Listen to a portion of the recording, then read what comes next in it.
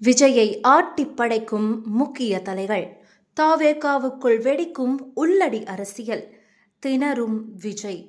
2026 சட்டமன்ற தேர்தல் வரும் ஏப்ரல் 23ஆம் தேதி நடைபெறும் என தேர்தல் ஆணையம் அறிவித்திருக்கும் நிலையில், தேர்தலை எப்படி எதிர்கொள்வது என முடிவெடுக்காமல் இன்னமும் திணறி வருகிறது தமிழக வெற்றிக் கழகம். பாஜகவோடு கூட்டணிக்கு போகலாம் என ஒரு தரப்பு சொல்ல, தனித்தே நின்று சாதிக்கலாம் என இன்னொரு தரப்பு சொல்வதால் என்ன செய்வது என்று புரியாமல் தவித்து வருகிறாராம் தவிக தலைவர் விஜய். கட்சி ஆரம்பித்து மாநாடு போட்டு மக்கள் சந்திப்புகளை நடத்தி உற்சாகத்தோடுதான் ஆரம்ப காலகட்டத்தில் இருந்தார் விஜய்.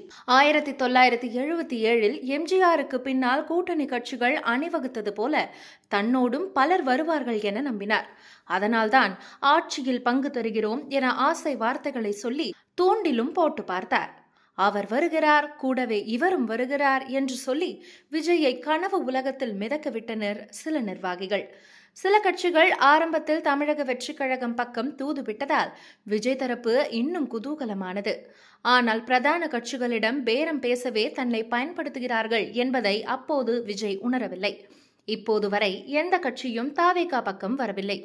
இன்னும் சசிகலாவும் ராமதாசும் தான் பாக்கி. ஒருவேளை அவர்கள் விஜய் பக்கம் போகலாம், அவ்வளவுதான். இன்னொரு பக்கம் விஜயை தேசிய ஜனநாயக கூட்டணியில் கொண்டுவர பாஜக கடுமையாக முயற்சித்து வருகிறது.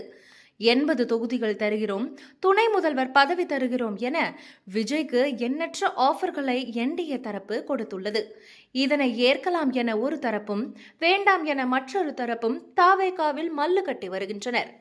ஒரு தேர்தலை சந்திப்பதற்கு உள்ளாகவே தவேகாவில் பல அதிகார மையங்கள் முளைத்துள்ளன. ஜான் ஆரோக்கியராஜ், புசி ஆனந்த், ஆதவ் அர்ஜுனா, செங்கோட்டையன் என ஆளுக்கொரு பக்கம் விஜயை உலுப்பி வருகின்றனர். இவர்கள் தரப்பில் ஆளுக்கொரு வேட்பாளர் பட்டியலையும் விஜயிடம் நீட்டியுள்ளனர். இதில் ஒருவர் சொல்லும் வேட்பாளரை பற்றி இன்னொரு நிர்வாகி விஜயிடம் எக்கச்சக்கமாக போட்டுக் கொடுக்கிறார்களாம். இவர்களில் யார் சொல்வதுதான் உண்மை, யாருக்கு தான் செல்வாக்கு உள்ளது, யாரை தான் களம் நிறுத்துவது என தெரியாமல் குழம்பி தவிக்கிறாராம் தவேகா தலைவர் விஜய்.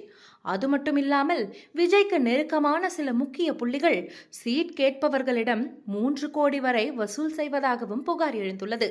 இதனால் விஜய் ரசிகர் மன்ற காலத்திலிருந்து உழைத்த பலரும் அந்த தொகையை கொடுக்க வழியின்றி விக்கித்து நிற்கின்றனர். தற்போது புதிதாக கட்சிக்கு வந்த பலரும் கரன்சியை கைமாற்றி சீட்டை உறுதி செய்துள்ளதாகவும் தகவல் வெளியாகியுள்ளது. இதில் தொகுதிக்கே அறிமுகமில்லாத பலரும் சீட்டை உறுதி செய்துள்ளதால் நிர்வாகிகள் விரக்தியில் உள்ளதாகவும் கூறப்படுகிறது. இன்னொரு பக்கம் கட்சியின் முக்கிய தலைவர்கள் பலரும் தங்களுக்கு வேண்டப்பட்ட நபர்களுக்காக பணத்தை கட்டி 5 தொகுதிகள் 10 தொகுதிகள் என புக் செய்திருக்கிறார்களாம். அப்படி இப்படி என பார்த்தாலும் சுமார் 150 தொகுதிகளுக்கு மட்டுமே வர்த்தான வேட்பாளர்கள் சிக்கியுள்ளனர். மற்ற தொகுதிகளை கடைசி நேரத்தில் வரும் கூட்டணி கட்சிகளிடம் தள்ளிவிட்டு விடலாம் என்ற நம்பிக்கையோடு இருக்கிறதாம் தவேகா. தேர்தல் தேதி அறிவிக்கப்பட்ட நிலையில் வேட்பாளர் தேர்விலும் கூட்டணி விவகாரத்திலும் இன்னமும் சிக்கல் நீடிக்க சில நிர்வாகிகள் தான் காரணம் என சொல்லப்படுகிறது. எந்த விஷயத்திலும் விஜய் ஒரு முடிவுக்கு வரும் நேரத்தில் முக்கிய நிர்வாகிகள் சிலர் புகுந்து தங்களுக்கு சாதகமாக அவரை குழப்பி விட்டு விடுவதாகவும் மேலிடத்திலிருந்து தகவல்கள் கிடைக்கின்றன. வேட்புமனு தாக்கல் தொடங்க இன்னும் 2 வாரங்களே இருக்கும் நிலையில் வேட்பாளர்களையே இன்னும் முடிவு செய்யவில்லை தவேகா. இந்த நிலையில் எப்போது பிரச்சாரத்திற்கு போவது, எப்போது மக்களை சந்திப்பது என நிர்வாகிகள் புலம்ப ஆரம்பித்துள்ளனர். விஜயின் முகம்தான் எங்கள் பிராண்ட், அது மட்டுமே போதும் என மலை போல தவேகா நம்பிக்கொண்டிருக்கிறது. ஆனால் அந்த பிராண்ட் மட்டுமே வெற்றி கனியை பெற்றுத்தருமா என்றால் அது கேள்விக்குரிய என தவேகா நிர்வாகிகளே புலம்பி வருகின்றனர்.